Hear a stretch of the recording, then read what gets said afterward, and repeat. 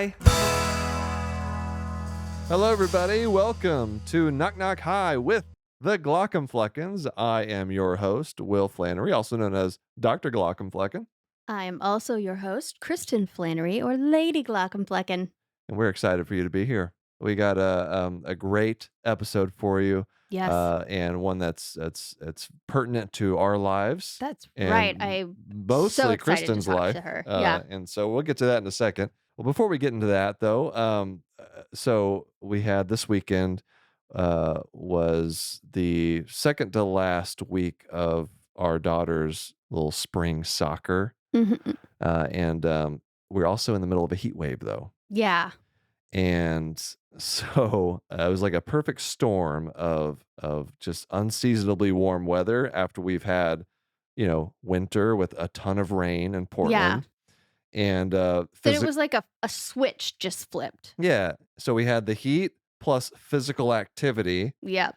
for Plus no shade, for- just direct sunshine. for 8-year-olds. Yeah. So you can And then imagine they're going to run around. you can imagine how this went. Yep. There was a lot of complaining.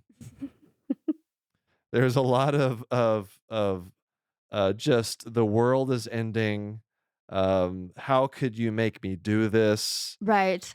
My legs don't work anymore, which does make it difficult to play soccer. Oh man, the histrionics, the exaggeration, the drama Mhm. was out of control. Especially from our child. the And gee, I wonder where she gets that from. and the final score was like 2-1, which normally these games are like 10-8. Right. So just not a lot of enthusiasm, and so it was a struggle. And as the assistant coach for the under 8-year-old girls team named the Jelly Bean Tigers, it was a very challenging to get people motivated to play. Yeah. But Yep. we got Those through jelly beans were not being very tiger-like. it. We got through it. Yeah. And our team's pretty good.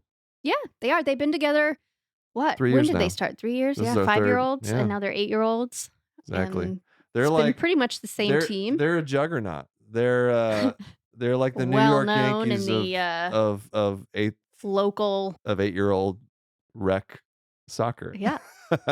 But it did, the older they get, the more they're experimenting with different sports, and Mhm. it's actually kind of relevant to our conversation today.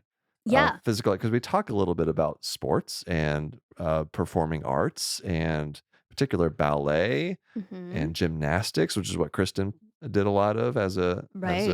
as a I kid. was a gymnast for 10 years when I retired at the ripe old age of 15, as gymnasts And the often do. and the reason we were talking about this is because we interviewed Dr. Linda Bluestein, who's a Right. board-certified anesthesiologist who's now practicing as an integrative pain management specialist and does a ton of work on hypermobility, Ehlers-Danlos, hypermobility spectrum disorders, Mhm. and so that's how it kind of relates to sports. Yeah, so, we talked about I loved gymnastics, and it was so fun, and I feel like, I would still do it if I could, even knowing what I know, but it turns out that I have, I'm somewhere on the hypermobility spectrum that's, in the problematic end. And I think gymnastics ultimately didn't really do my body any favors in my middle age. But it was so fun. And so, it's tricky thinking about, do you put your kids in something, that they're interested in and are asking about, and that you did and was so fun, but also that they have the potential to Kind of be messed up their body problematic a and little mess bit. up their body. Yeah. So it's, we talk about that a little bit with Dr. Bluestein.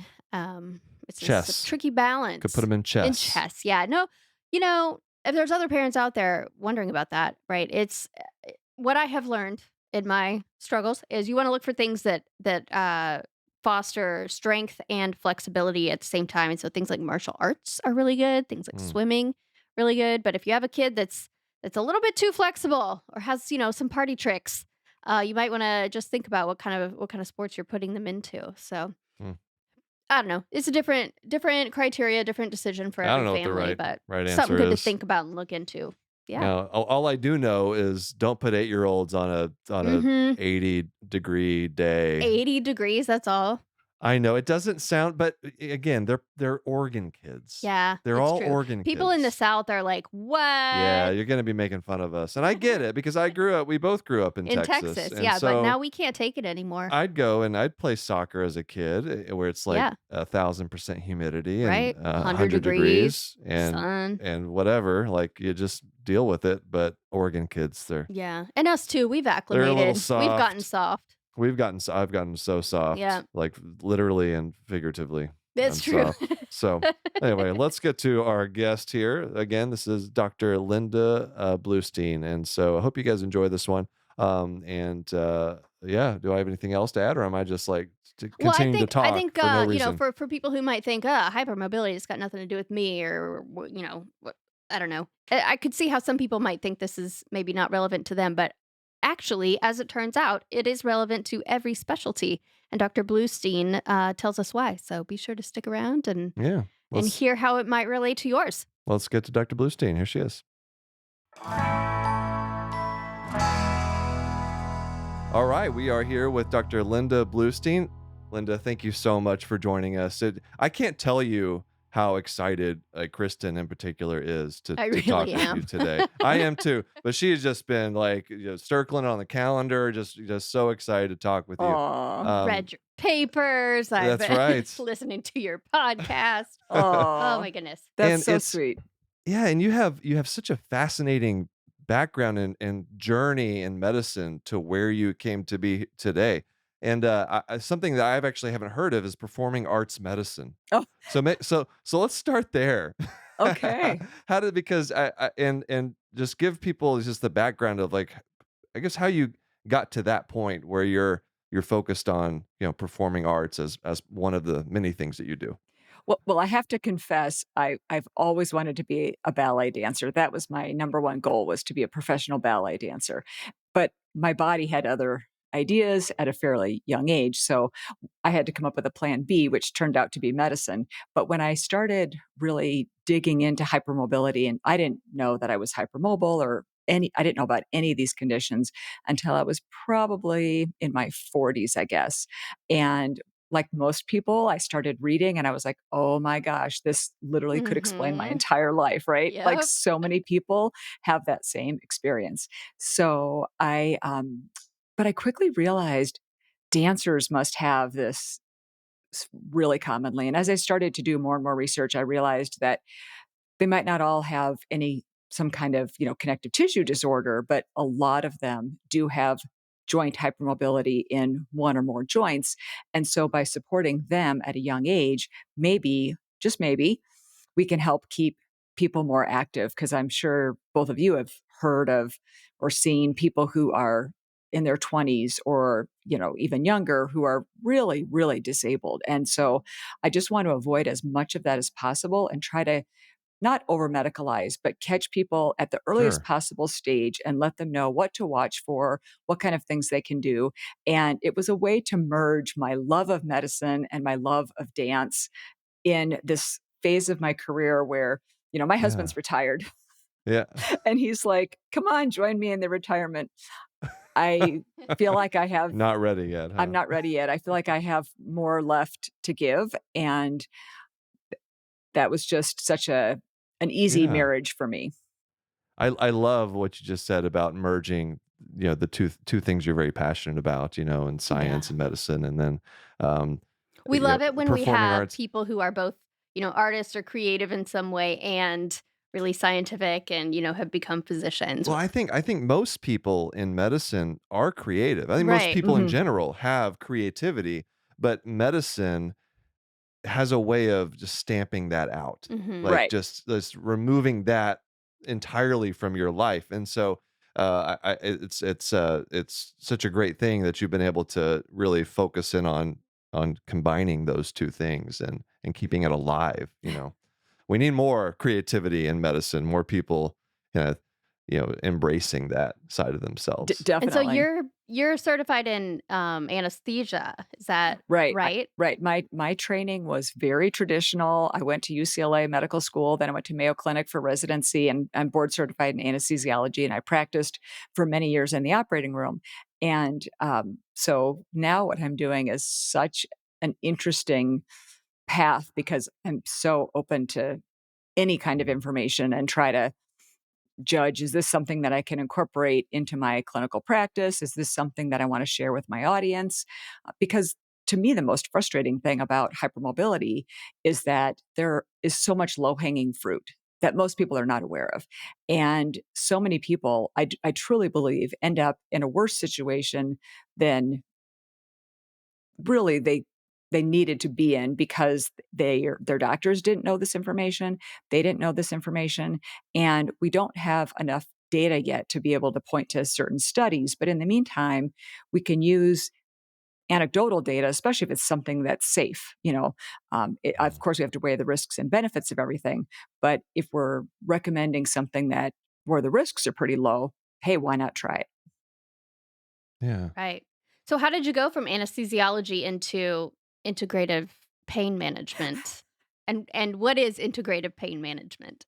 So I was practicing as an anesthesiologist and started getting more and more medical problems. I had a lot of medical problems as a teenager and then was doing quite well for quite a number of years and then started running into more problems again. And basically ended up having some pretty major surgeries in my left upper extremity, which is my airway arm, and which it's every anesthesiologist airway arm. I think even if you're left-handed, I think you still You hold have the to intubate laryngoscope. right-handed? Yeah, exactly. I think you still hold the laryngoscope with your left hand, come to think of it. So it became very, very challenging for me after my last surgery. I had CRPS, complex regional pain syndrome, and I thought I would be able to go back to work. My surgeons predicted 12 weeks 'cause I had bone grafting surgery, so that's a pretty big Oh my operation. gosh. And, because of the CRPS, I wasn't able to return, and so that was really hard. That was really, really hard, Yeah. and I'm such a curious person, though. I still went to anesthesia conferences and met Mhm. people, and I met a woman who was the editor for a pain management journal. In fact, I literally have a copy of the most recent one that I wrote right here, but that was in 2017, and she asked if I would, write an article for their journal, which I did, and I was like, "Oh, what should I write it on?" And I was in an aqua Zumba class, and I was like, "Oh, duh, I should write it on pain management for hypermobility," because I had spent the last few years trying to improve my own quality of life, and I had a lot of pain. I mean, I had much more pain in my late 30s and 40s than I have now in my late 50s, which Mm. most of my patients Wow. are very happy to hear about that aspect of things. So I then wrote this article, and people started asking me, "Where can I come see you?" And I had to tell them I don't have a practice. And finally, my mentor, Pradeep Chopra, convinced me to open a practice. He's like, "You're an anesthesiologist, so you know about the cardiopulmonary system, you know about, Mhm. gastrointestinal to a certain extent, and a lot of different skill sets that would be very helpful to manage pain in this population. And as an anesthesiologist, you do some pain management. And in fact, I did have a pain management Right. practice my first 2 years after residency. So I was just returning back to what I had done previously. But I also really felt very strongly that there were enough people that were doing interventional pain management.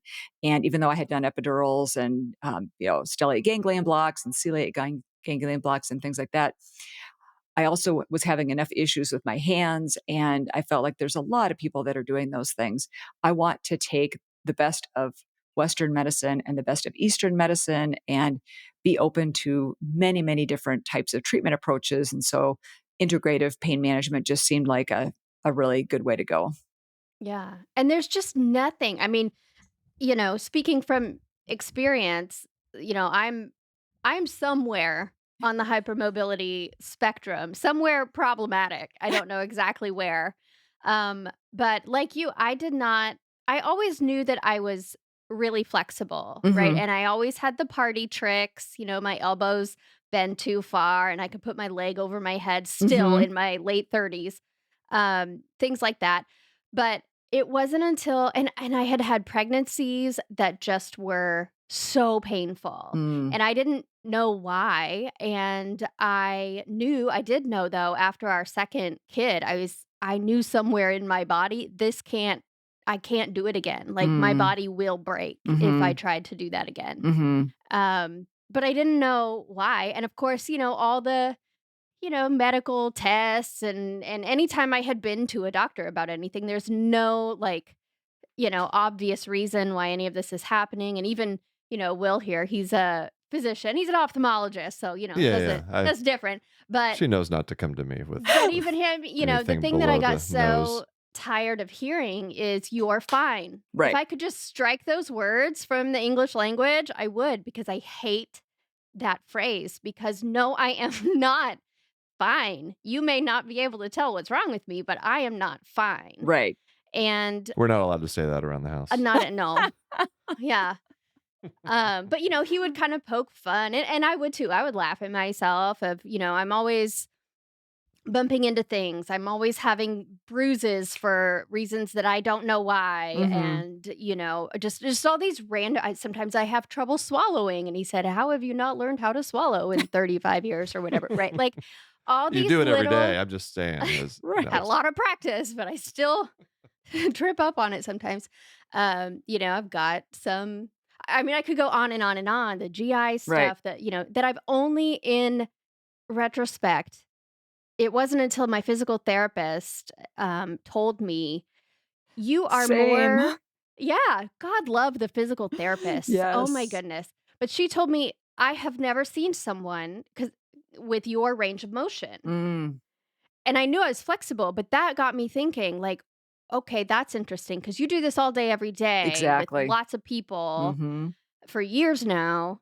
And I had had a cervical disc replacement. And so I had Mm. physical therapy after that. And I have, okay, you're going to have to help me with the words, both of you. It's antero, ugh, Enterolisthesis? yes, on one of my so, like, I don't know, one of the upper 2, Yep. right? They're Slides. antero, Yep. and then a couple of the lower 2 are is it retro? Retrolisthesis.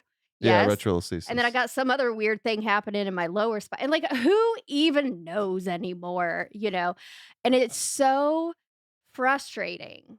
How often do you hear this type of story, Linda, about, Ev yeah, all All these the time. this We're constellation of everywhere. symptoms and you Yeah, know, and the thing is, I feel like it's not even just a hypermobility problem. I took my son, who's very athletic, and he was playing ultimate frisbee and did a massive dive for the frisbee, landed on his shoulder, and went in and got imaging because I mean the kid never complains of pain, but he was complaining of pain, and the PA came back in and said, "You're fine." There, Yes. and what I wish she would have said is, "There's nothing fractured, but Mhm. if mhm. you're hurting, you have a soft tissue injury, so you probably should baby it until it stops hurting." That's what she should have told him. And my story, Kristen, is so similar to yours. I kept Mhm. telling my internal medicine doctor, something is wrong with me. I get Yeah. injured really easily. My tissues, I had tearing Yep. of certain tissues during things that should not have happened. Um, Right. I did have an ophthalmologic problem. I had a corneal ulcer at one point. So Oh, Oh. ouch. Mm. yeah, that was really painful. That was actually while I was writing that 2017 article, so then trying to write the Ugh. post-March release part was so painful. Oh god, While that you was have an eye infection? Yeah, yeah, Yeah. it was be awful. It was rough. That's when you horrible. need voice to text. Just close your eyes. Yeah, that's right. Exactly, exactly. But I hear this all the time. And what I wish people would realize is words matter. They matter Yes. so much. If we just instead said, I don't know exactly what the problem is, but I wanna help you, and maybe they don't know at that visit how to help, but why don't you come back? We'll kind of they could have their staff look into some resources or something. Just it's so frustrating when people are given messages because the labs are normal and the Yeah. imaging is quote unquote normal, and they're Right. told, "You're fine." It's like, Right. well, wait a minute. Don't aren't there limitations with our imaging and with our labs? And there's a And lot of with our knowledge. right, totally. Yeah. Yeah. Yeah, and it hurts so much to be dismissed like that when you know something is wrong, but you can't articulate what it is and they can't find what it is. Mhm. And then you're written off as it's all in your head, Mhm. or you're seeking attention, or you're seeking drugs, or they have all these other explanations in their minds for why it is that you have, you know, these visits with them. But that's why I love so much what you're doing, because you educate, in addition to helping patients, you also educate physicians about hypermobility and the hypermobility spectrum, disorder, and Ehlers-Danlos syndromes and all of those things. And I think it's not, for whatever reason, it's not taught, but it seems so common. So I don't know why Mhm. that is. Well, I'm just thinking about my education, and I was taught about Ehlers-Danlos, but Mhm. I guess I never really thought of hypermobility as a spectrum, Mhm. right? Well, That that's so newer, right? Oh, definitely. Yeah, that's definitely newer. And Kristen, like you, I could put my feet behind my head. I could do all these Yeah. different things, but I wasn't the bendiest dancer in my class. You were So in a skewed population. right. Right. well, that was a Exactly. question actually I had, was you talk about, some maybe some patients not having an actual connective tissue like Right. disease, Mhm. but so is it, I'll use ballet for an example. Is it the training that you go through that makes you hypermobile? Is there some part of that, or is it like, what's the Chicken and chicken or the the egg egg. type of Yeah. Yeah, thing? yeah, it's a fascinating question, and, Professor Rodney Graham, Kristen, you probably know who he is. I don't know if you know who he is or not, but he's one of the grandfathers of Ehlers-Danlos and just an amazing man. But he published a study in 1972 comparing student nurses versus student ballet dancers, and he found that even the fifth finger, um, how much it could extend, and also with 10 pounds of pressure, how far it extended. He found that that joint was more hypermobile in the student ballet dancers as compared to the student nurses, which would suggest that part of it at least is that when people are hypermobile, they will stay and dance longer. They're more drawn to the profession because they can excel at it. But Right. Will, to Oh. answer your question, there's also a lot of additional factors that can be involved. For example, let's say you have hip dysplasia. So that's when you have a really, really shallow hip socket, right? So if you have hip dysplasia, you can have incredible range of motion of your hips, but you might not have any other excessive range of motion in other joints. So that can be very beneficial in something like ballet, but maybe you don't have a connective tissue disorder. And Mhm. nowadays, I think we're also seeing a lot of forced hypermobility because dancers are doing crazy things like Hmm. putting their feet on chairs. I have patients who, they say, "Oh yeah, my dance teacher put my feet on chairs and then pushed my body down in between the chairs in the splits." So, going into the hyper What? splits. Yes. My Yes. God. You can Whoa. imagine what that does to your knees Oh. Yeah. and to your hips. So, I believe that there are some people where, they start out, they're hypermobile in a variety of joints, and so then they're drawn to ballet because they can excel at it in other Uh-huh. forms of dance, but I think of ballet in particular just because of the aesthetics of ballet. And then in Right. other cases, I think that maybe people didn't start out hypermobile, but because of the training, then they developed Mhm. hypermobility in some of the joints. Mhm. Well, Kristen you grew up as a A gymnast. gymnast, Oh, yeah. yeah.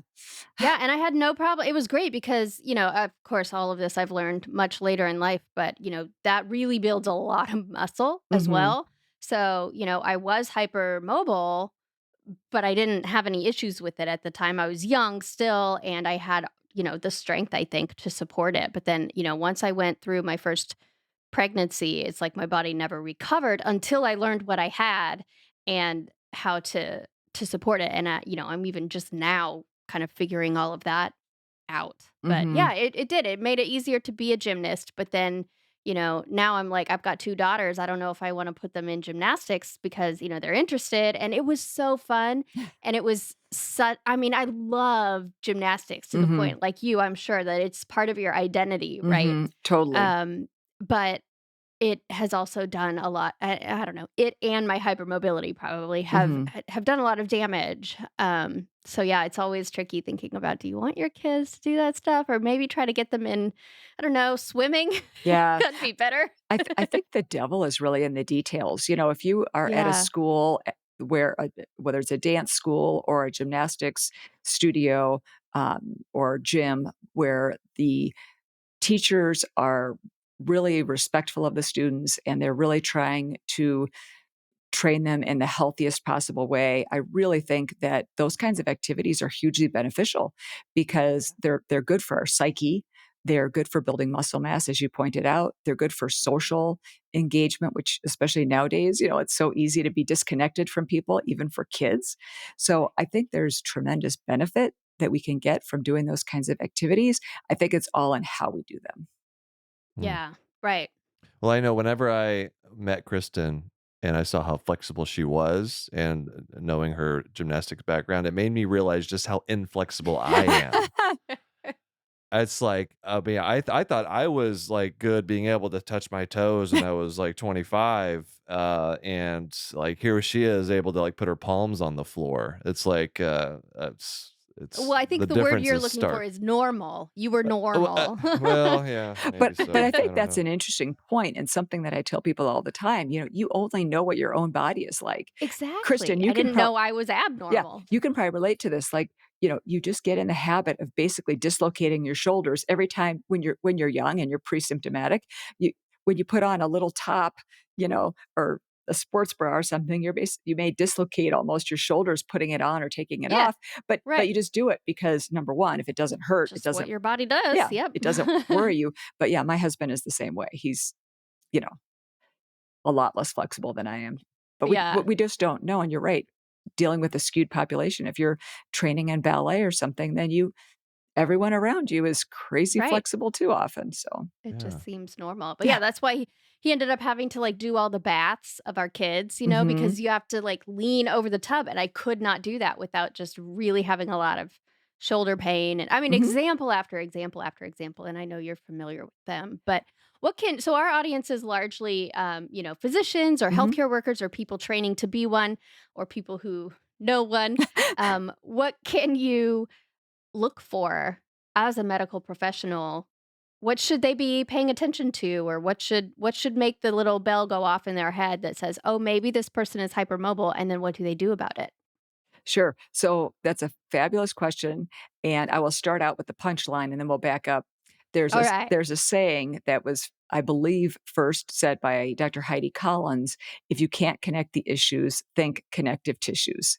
Mm. And I think that Well, that's good. summarizes it beautifully because, Yeah. someone comes into your office and they've got gastrointestinal complaints, they're dizzy when they stand up, they've got some musculoskeletal stuff that you can't explain, See? Yeah, I know. tendinopathies.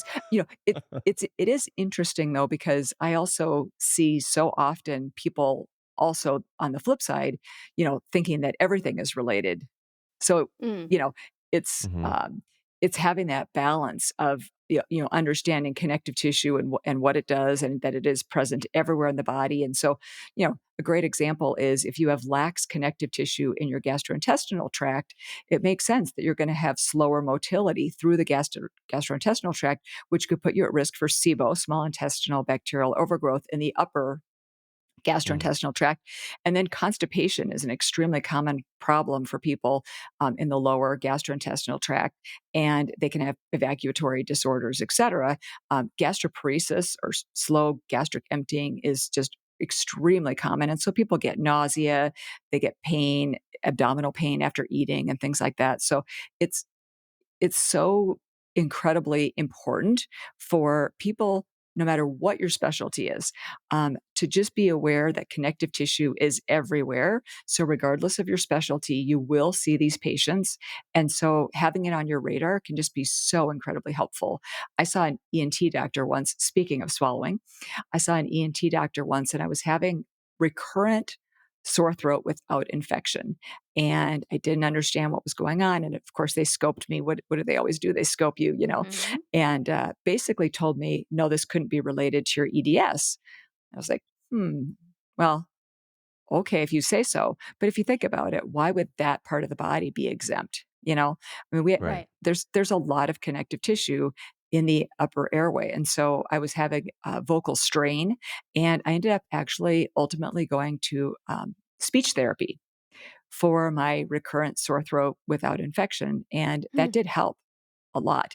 And a lot of my patients have swallowing difficulties and challenges of speech and cervical stability issues, Mhm. various, you know, musculoskeletal, it's pretty much any system that you can think of is something Right. that we need to really be thinking about. Right. Yeah, I used to ask people, "Do you ever feel like your head is, like, too heavy for your neck?" You know? And they would look at me funny and, "No."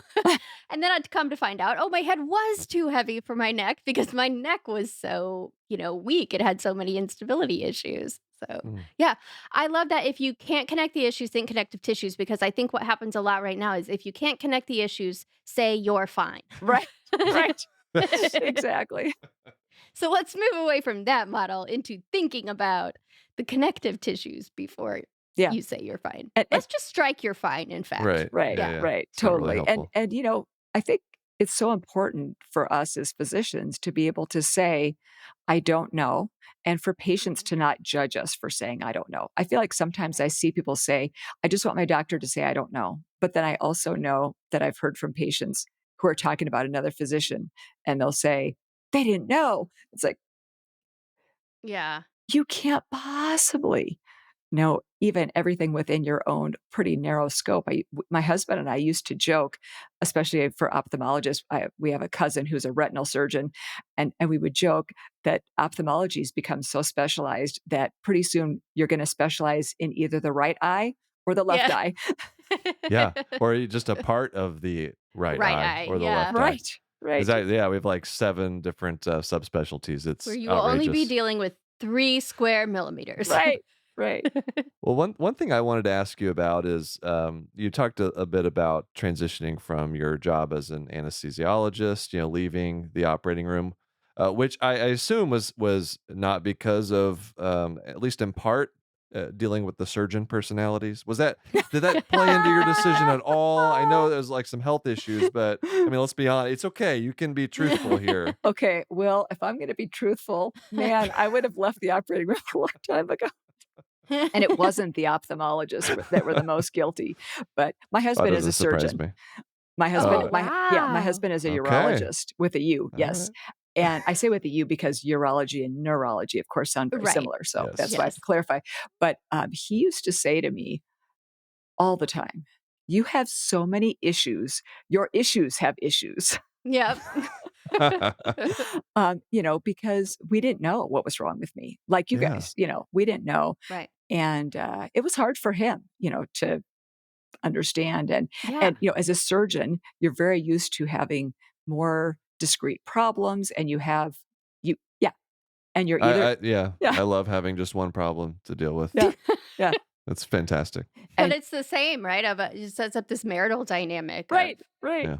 you're Yeah. fine. Eh, Bleh. yeah, and it's a binary thing. You're gonna operate on the person or you're not, pretty much, Mhm. Yeah. Well, and then maybe can I just say instead of saying you're fine, can I just say I'm an ophthalmologist? I Is would that better? prefer you leave your profession out of it and be a sympathetic Okay, husband, I but can we do can that. talk about that off I can mic. do that. Yeah. Yeah.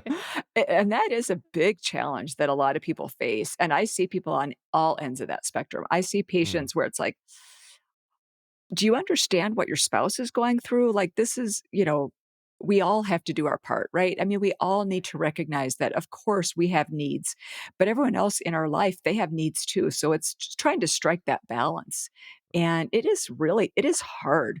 Marriage is hard, life is hard, striking that balance can be really hard, but my husband and I just celebrated our 31st wedding anniversary. So, Oh, you wow. guys probably aren't even that old, so Sadly, we I are. feel like Yeah. it. Well, not old enough to be married 31 years, but we're getting up there. yeah. Well, Yeah. let's take a quick break and then we'll come back here and talk some more with Dr. Linda Bluestein. Hey, Kristen, I have a PSA for you and all of our listeners from our friends from Tarsus. Let's hear it. You know how sometimes you can get red, itchy, irritated eyelids? Okay. Well, do you know what that might be? What? Eyelid mites. No. Yeah, it's true. It's a disease. It's called Demodex blepharitis. That's disgusting. It's pretty common. That's horrifying. So if you have itchy, red, irritated eyelids, go talk to your eye doctor. They can take a look at you. Tell you if you're not alone. That's right. But don't freak out. Just get checked out. All right. To find out more, go to eyelidcheck.com. Again, that's eyelidcheck.com to get more information about Demodex blepharitis.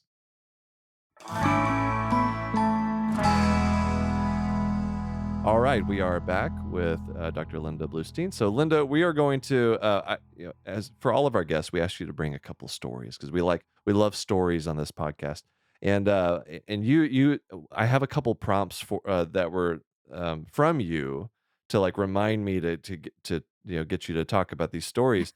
And I have to do it because one of them, all it says is eyes and nose. Which is, I mean, you know how to really get me excited about something. Just put "I" in there, and so please tell us what do eyes and nose have to do with your history and your time as a physician? Okay, so for those that are just listening, you are missing me blushing like crazy right now because this was so embarrassing.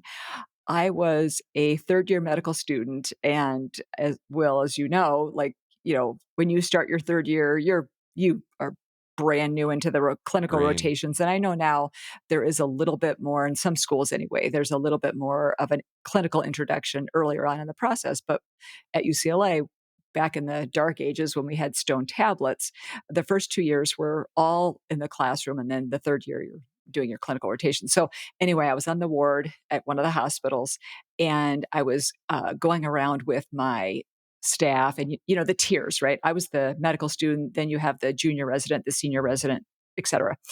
And they asked me about this particular patient that I was taking care of, and they asked me, "Well, how are their eyes and nose?" And I was like, "What?"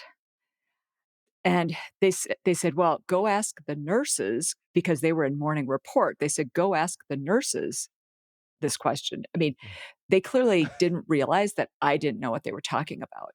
So I go into this room full of nurses. They're sitting there at their own morning report, and there were probably 20 of them sitting around the table discussing different patients and exchanging information and things like that. So I said, "On rooms 302, I need to know about their eyes and nose." And they all looked at me like, "What?" And then one of them said, "Do you mean their I's and O's?" Oh. Intake and output, Oh my Oh, God. no. not eyes and nose. And I just like, oh, and Oh, you must have died I was inside. That was, oh dying. I my mean, God. they Mhm. got such a good chuckle out of it. And Oh then, I'm yeah. and then, of, sure, yep. yeah. And then of course, when I had to come back and, with my head hanging and tell my staff, "Okay, so apparently you were asking for I's and O's and not eyes and nose." Oh You know, gosh. that misunderstanding actually, I think, might have saved you because um, going into a room where a bunch of nurses are doing sign out and interrupting their sign out and asking a question, that's like another way to get disappeared in medicine. So Yeah, exactly. I think instead you gave them a laugh, which I'm Much sure safer. they probably needed that Yeah. anyway. So Right, right. I love it. Oh, that's funny. And then you gave it one more.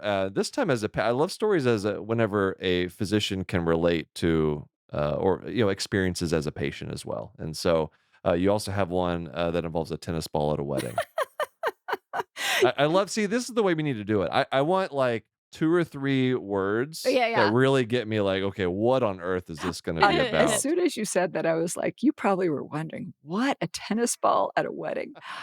Um, so so this was when I was in a really dark time, health-wise, and had no idea what was going on, and my doctors didn't know what was going on, and I was undergoing all kinds of procedures, and they kept thinking that my main problem at that point was, like, radicular, pain going down my left leg. So pain that was kinda shooting from my back down at the back aspect of my left leg.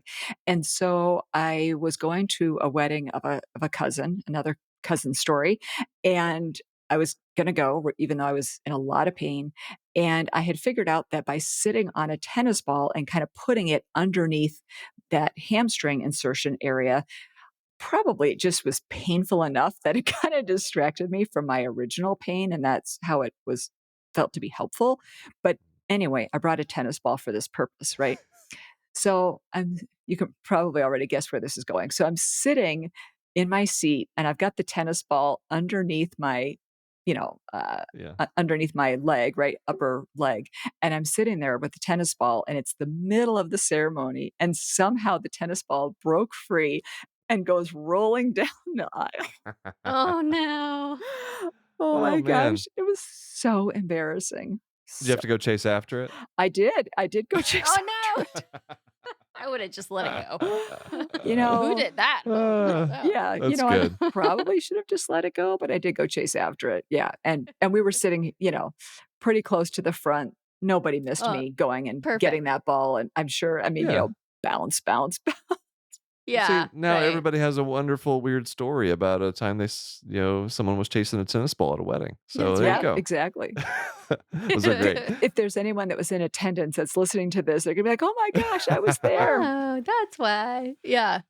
Well, let's. I want to get into the because I'm really excited about this game. This is the first time we've played this little game. Okay. It's This called. for me. Yeah, that's for Okay. you. It's called Backwards Medical Smret. Smret. Smret. Smret. Because what we're going to be doing is spelling. It's a spelling test. Oh no. Yes, yes, it is. It's Ooh. there are two different types of words that actually Kristen has. I helped her put together the list, but I don't know which one she's going to ask. Um, Big there's list. there's hypermobility terms, and there's also some ophthalmology terms Oh boy. on there. And it's called backwards medical smret because we're going to be spelling the words backwards. Oh boy. Okay. All right. Oh, smret is turn. It's terms Backwards. spelled I see that. backwards. Yeah. Okay. Backwards medical There smret. you go. Oh All right. boy. So, would you like to? Let's have our guest go first. Okay. I was gonna say I'll try to start with an easy one for you, but all of these words are Then horrendous. Well- don't give an ophthalmology term. Well, I was No, gonna yeah, say, I know. I was I gonna was say, gonna given that start I in was the hypermobility yeah, area. gi- Yeah. given that I was struggling with terms, I'm getting a little nervous right now, and I'm getting out a pen. Okay, yeah. There you go. Okay. I think this might be the easiest one I have. I don't even know how to say these things. Yes, So that's- apologies to the listeners That's why if this is I going to be so fun, pronounce is things because incorrectly. Kristen has never. She actually, this is the first time she's seen this list. And I am not in medicine, so Yeah, I so don't we know. get to hear her pronounce these. Let's do it. Okay. okay. Osteopenia. Penia? Yeah, Osteopenia. Okay. Osteopenia. that's good.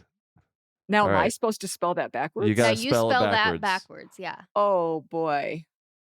Do I get to write this? Hey, you know what? Aipinio. Os. So.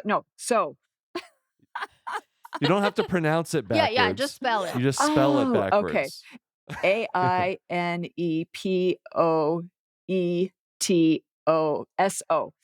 Yes. Very Woo, nice. Nice. Well Ding, ding, done. ding. You got it. All right, give me one. Okay. Give me one. Okay, one for you. Well, what is osteopenia? Oh, It's yeah, like tell us what lack it is. of Low bone density. low bone density. Yeah, yeah. Okay. Something I'm getting evaluated for this week. Osteopenia, osteoporosis. So, yeah, There you go. Okay. We'll Is stay that t- more common in hypermobile it patients or is. just It is. Okay. Yeah. Okay. I'll do the same. I'll start with an easier Let's do it. ophthalmology one for you. And then I won't be nice anymore. So, aniridia. Aniridia. Yeah, lack of an iris. Oh my gosh. I didn't can even know that happen? was a thing. Yeah. It is a thing. Aniridia. Wow. A I D I R I-N-A. Yes, you Yes. got Wow, it. there's a lot of I's in there. Why is Well, ophthalmology but so ophthalmology is so full of vowels? eyes. Yeah, you guys have It's your full of eyes. you have Will. your own. Yeah, it's It's full of full eyes. of It's eyes. full of eyes. That's true. And you have Ooh, this is so gonna be many harder than I thought. acronyms. Oh my We gosh. do, yes. We throw them at people, Yeah. and it just makes people more scared about eyeballs. Yeah. So, Yep. Okay, Dr. Bluestein, let's go with this is topical. mhm. Spondylolisthesis. Oh, okay. Spondylo. That's such a long word. So long. Uh, Okay. SIS. If I could read my own handwriting, it would be easier. Sisethilo.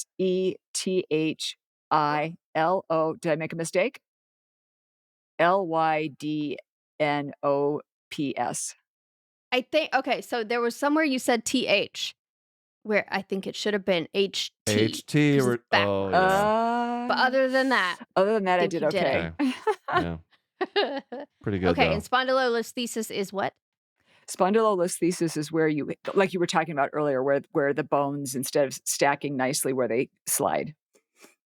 Forward or The backward or sorry, the vertebral bodies. diagonally. Yeah, yeah, Vertebral bodies do it? yeah. Okay. Sounds painful. It is Yeah, quite So then sounds there's the very painful. retrolisthesis and anterolisthesis.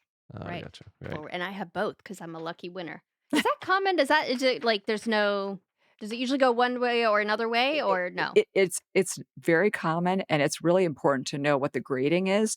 And it's so, again, this is where the words matter so much. I have patients who they were literally told, "You have the worst spine I've ever seen." Oh, That yeah. really, does a lot Yeah. psychologically. So I Right. really feel Jeez. like we need to be so careful with those kinds of things. And I was offered once to have a free upright MRI, and I was like, of my neck. I'm like, I don't think so, because Yeah. I'm not having problems. I don't want to know. Like, Yeah. it's not going to Better not to change. know what's happening It's in not there. change. It's Free. not going to change anything that I'm doing. So yeah.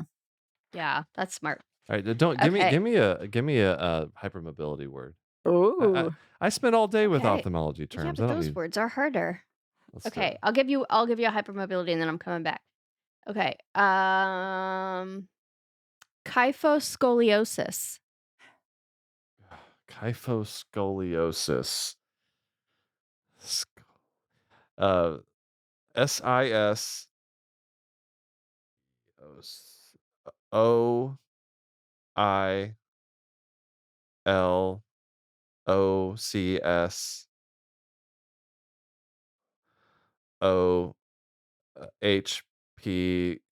OILOCSOHPYK. You got it. Woo! Does covering one eye help? You had your eye Yes, covered the I whole was time.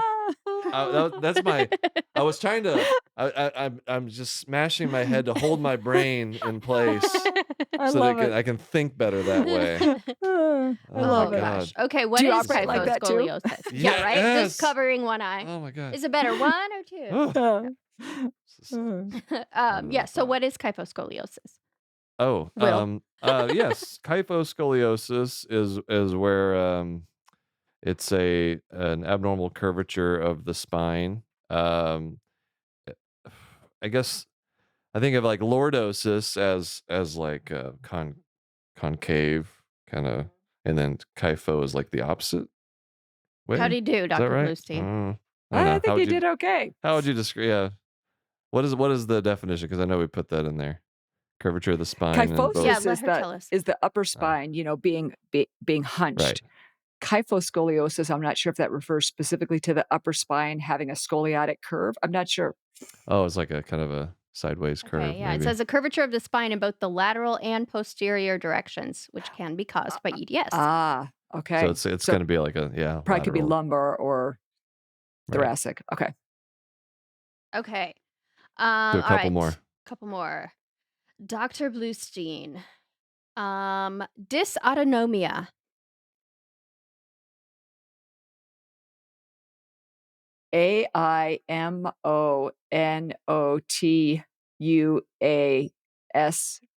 AIMONOTUASYD. Yay! You got it. Perfect. Pretty good. I'm impressed. Should we Dysautonomia? define what Yes. dysautonomia is? Please do, because I have these symptoms sometimes and have many a time been told by this man here, you're fine. Oh, come on. You're making me look bad. Oh my gosh. Do you know how many times No, but they're just like weird little things that all on their own, it's like Yeah. a nothing burger, right? But then when you see the pattern of them together, it starts to become and, something. and it's so important because something like dysautonomia, again, most of these things are are somewhat on a spectrum. So dysautonomia is dysfunction of the autonomic nervous system, which is the part of your nervous system that controls all of your automatic bodily functions. So your basically your gut motility, the size of your pupil, your temperature regulation, your heart rate, your blood pressure, all of those kinds of things, and especially upright posture requires a lot of effort on the part of your autonomic nervous system. So it's very common for people with these conditions to experience problems with that. But Hmm. if you have the flu and you're in bed for a week, you're going to have the same type of picture. So Mhm. it's knowing how much is problematic also. So a lot of times Right. people read some of these things and they think, "Oh, I have that or I've had that." But it again, if it's happened to you a few times, that's one thing, but if it's something that you Hmm. struggle with on a regular basis, that's a whole whole 'nother ballgame. Right. Yeah, for me, it's the dizziness and I get dizzy lightheadedness. all the time. Yeah. Mhm. Yeah. Okay, All right, well, one more. I can do it. okay, you ready? Although I'm using a lot of brain power today. You gotta get ready with the It's not hands. even it's not even Yep, noon. get your Okay. hands ready. All right. Squeeze your head. All right, give me a word. Cyclophotocoagulation. Oh, gee. You're the one that put it on this What is list, so. ophthalmology so full of syllables? Oh, Cyclophoto Cyclophotocoagulation. coagulation. oh. Um, NOIT. Uh,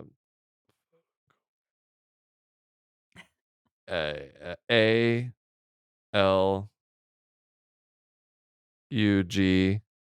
Mhm.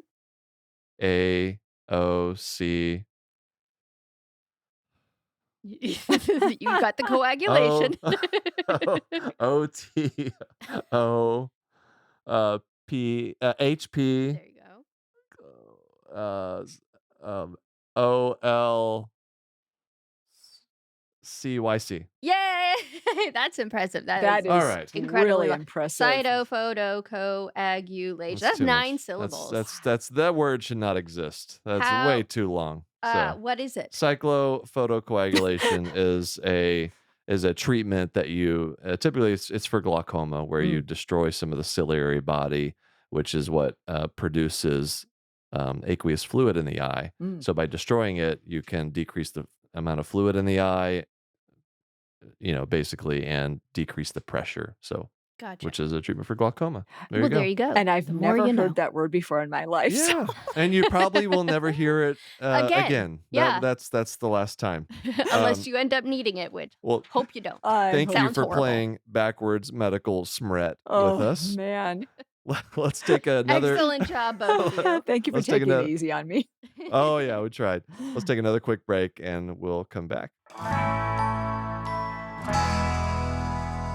All right, we are back. Let's take a look at some of our favorite medical stories sent in by our listeners. And we have Dr. Linda Bluestein here to listen to these stories with us. Our first one is from an anonymous source. Hello, Dr. G and Lady G. I have an embarrassing mistake story from intern year. First, I was only a couple weeks into my general surgery intern year when Mm. all the best stories happen, Mhm. like the first few weeks of intern year. You can attest, Linda. Oh, yeah. On a night float service. It's getting even better. Covering multiple teams, and when you're on night float, Yeah. you don't know the patients like super well. Like you kind of like you're aware of the issues, but you're just stepping in and trying to just make sure everyone survives Filling overnight, in And some basically. hoping nothing gaps. bad happens. Yes, Yeah. exactly. So I got a page from a nurse that a patient's blood sugar was 700, which is very high. Okay. I referred to my insulin sliding scale, gave the nurse an order to give a lot of insulin. Maybe an hour later, I got a page. Is this the intern on call? I said, yes. Said, this is Dr. C, the chief resident. Did you just give my wife insulin? Oh. My first thought was, of course not. But the patient from before was Oh, no. indeed his So wife. his patient's spouse is his chief resident?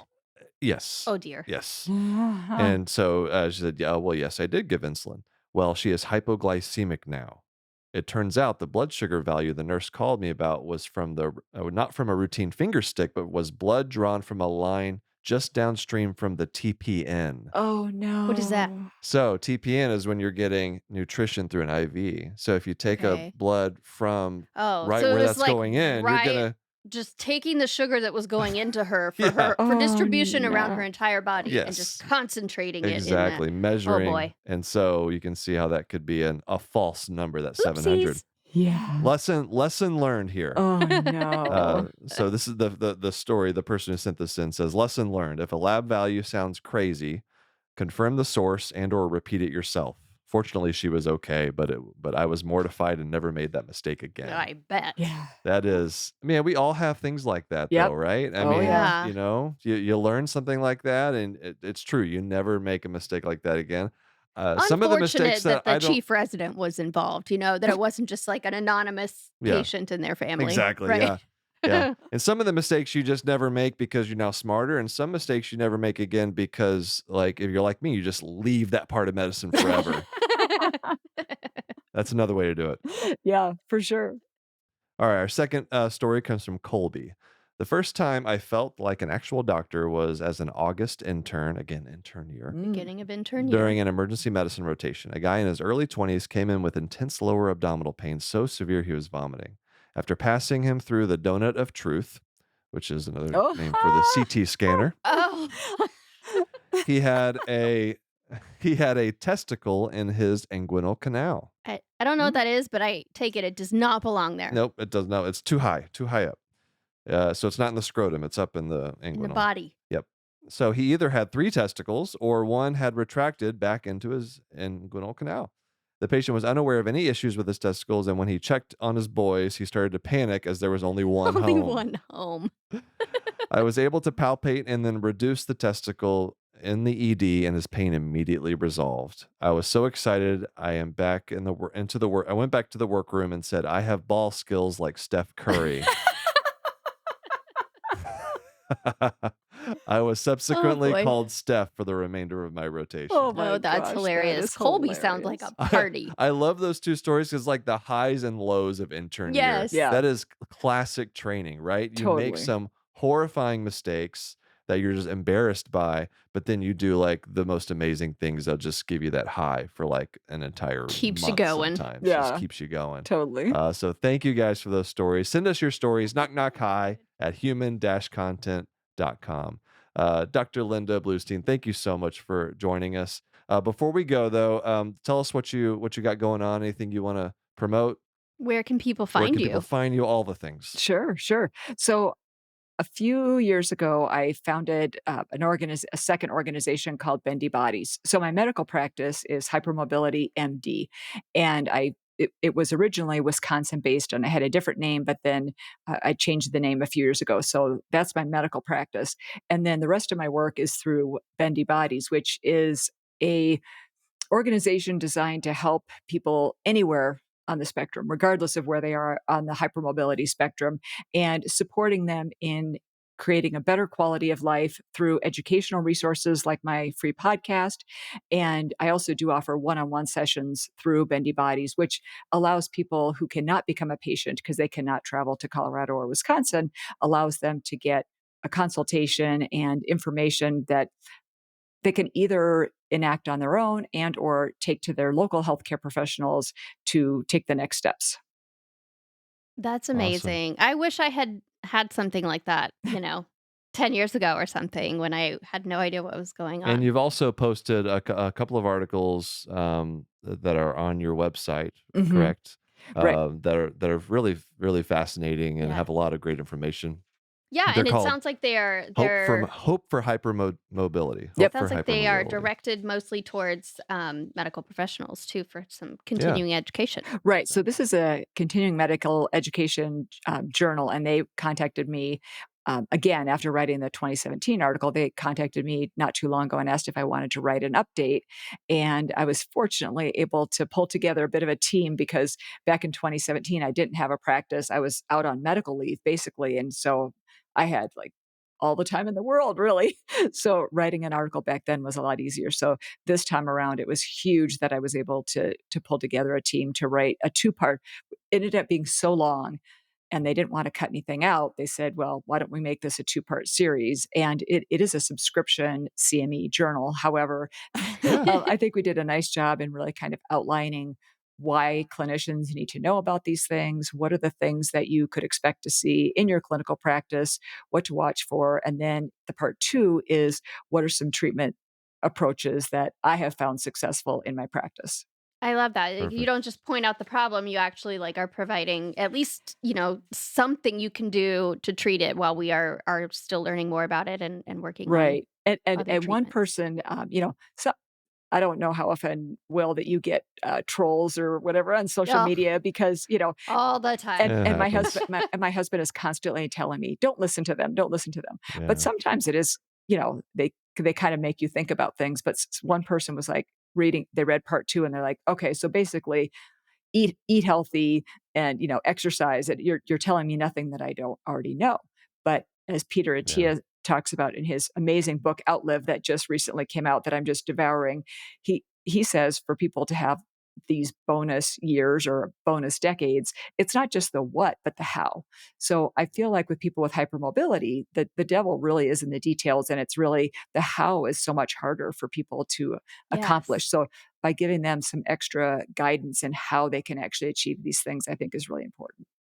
Yeah, I mean, you have to learn first of all, there's a whole, like, process of, like, acceptance, right? And this new Yes. identity that you have for yourself of, "I don't have a normal body, I can't do easy, normal things that people usually do, but I can do these other things to help me get there, or at least a little closer." Yeah. So it's like learning how to move your body, not just that you should move your body, but how should you and how shouldn't you? And that differs from the, quote, unquote, "normal population." So but definitely go grab those. Thank you so much for being here. This really was a pleasure to talk with you. Thank you so Keep much up for the having me. Yeah, I keep love up what the you guys awesome are work. doing. Oh, thank you, Thanks. vice versa. I just wanna jump out of my seat and take you to lunch and talk Me your ear off, too. so Hey, I'm free. Let's go. all right. All right. Take care, Dr. Thank you Bluestein. so Thank much. you. Bye-bye. Bye. Well, that was a lot of fun. Yes, so interesting. I could talk for days and days and days about that stuff. She was really fascinating to listen to and her story Yes. and I know uh it's like Christmas morning for you. I know. Well, when you go your whole life with this thing that no one can explain and everyone tells you is all in your head, and then you find an explanation for it, you just want to shout it from the rooftops. So Yeah. I love what she's doing. I hope everybody goes to check Check out it her out work for and sure. learn more about hypermobility and Ehlers-Danlos syndromes. It's important things, and like she said, you all have them, and you are seeing these patients every day. You just may not be recognizing it yet. So definitely go check out how to recognize Absolutely. them. And thank you for everybody for sending your stories into us. We love those as well. And again, let us know what you thought of the episode. What you thought of our what is it? Backwards medical Smirt. smret. Smret. Yeah, Smret. that's right. Smret. It's difficult to say. It's Smret. yeah. It's You should smret. say it in that tone next time. There's lots of ways to hit us up to give us your thoughts. You can email us knockknockhigh@human-content.com. We're all over social media, all the platforms, or you can hang out with us on in our Human Content Podcast family on Instagram and TikTok at Human Content Pods. And thank you to all the great listeners leaving wonderful feedback and reviews, even after all of my fumbles throughout all this episode.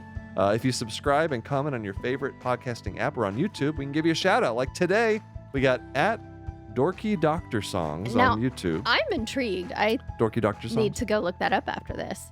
Yeah.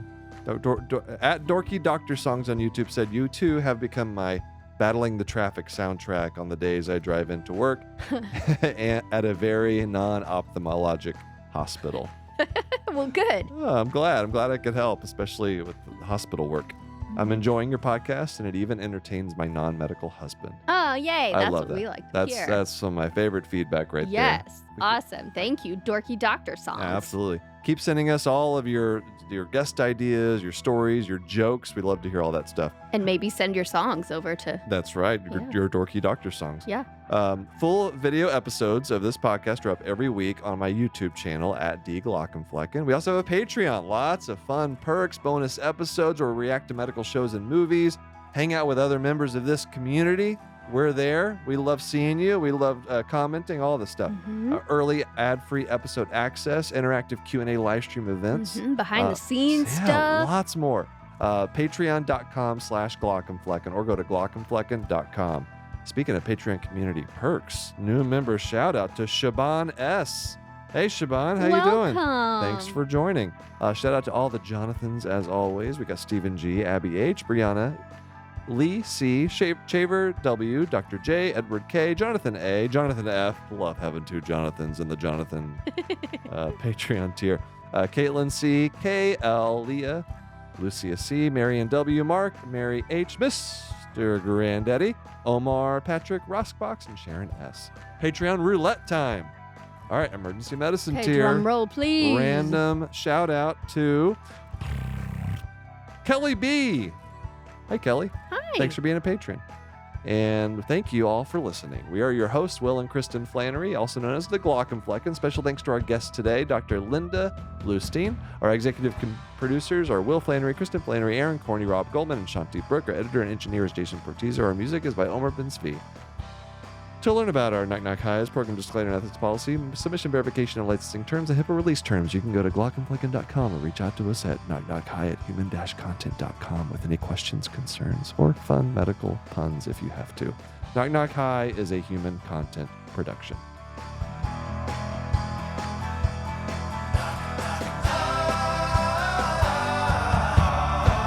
Knock, knock. Goodbye.